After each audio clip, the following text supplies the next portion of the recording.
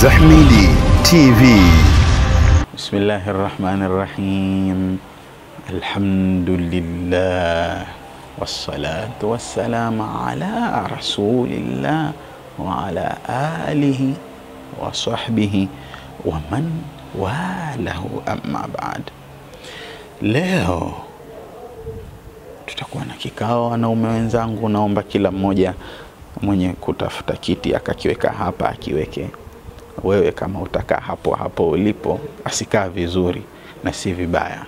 Hata nyinyi wanawake mkaandika maazimio ya kikao chetu hichi, kwa sababu ilivyo shilingi ikiwa inabichwa lazima pia iwe na mwenge. Haya wanaume wenzangu, tunasemwa na saa nyingine tunasema na wenyewe kwamba tuna tabia ya kupenda penda. Mimi nakataa na ninapingana na msemo huu. Nasema tatizo sio kupenda penda, tatizo ni kupenda usipopendwa.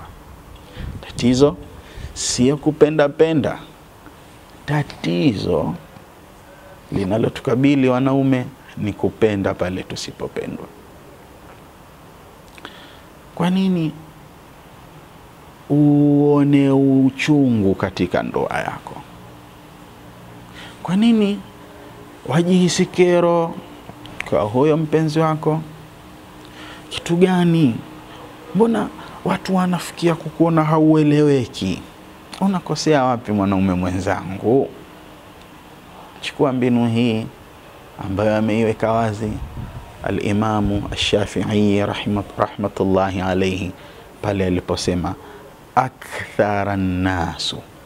Mtaani huko maneno yamekuwa mengi ya watu, humo majumbani humo kelele zimekuwa nyingi. Twasemwa sisi wanaume kwa kasumba eti wanaume twapenda penda. Watu wanafanya makosa sana. Eti mwanaume kupenda penda ni tatizo. Mwanaume kupenda ndo sifa yake, na mwanamke hasa anachotaka kupendwa. Tusilaumiane, tusifokeane. Huyu anapenda penda. Sikilizeni maneno haya. Tatizo sio kupenda penda, tatizo ni wewe kupenda mahala usipopendwa. Anasema al-Imam Shafi'i rahmatullahi alayhi, akthara nasu, watu wamezidisha makelele mitandaoni huko, fi nisai, tena makelele yenyewe yanawashambulia wanawake. Wanawake mpo, mwasemwa kweli kweli. Watu wanasema inna hubban nisai jahdul balai. Kila comment ukitizama TikTok, comment za YouTube, utakuta watu wote wanaosema wanawake hovyo, wanawake hawafai, wanawake wananongwa, wanawake wa siku hizi watoto 2000, wale wanawake wazuri walishakufa kwenye vita vya kwanza vya dunia. Wanawake wanasemwa mpaka wanaona kero. Wanaume wenzangu, chukueni zawadi hii, na nyinyi wanawake pokeeni pozo la maneno haya kutoka kwa al-Imamu Shafi'i. Anasema watu pamoja na kero zao hizo, pamoja na nongwa hizo, kupenda penda si tatizo, na nyinyi wanawake wala hamna matatizo. Bali tatizo nini sasa? أكثر الناس في النساء فقالوا إن حب النساء جهد البلاء.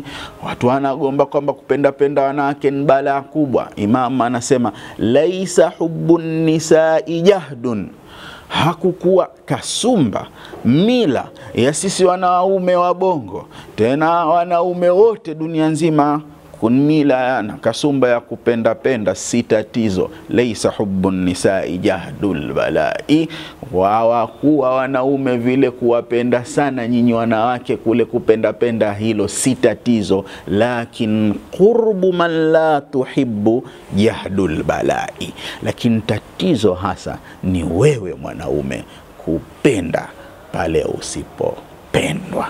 Tatizo sio kupenda penda, tatizo ni mtu kupenda pale usipopendwa. Unataka mahusiano yako yawe fresh.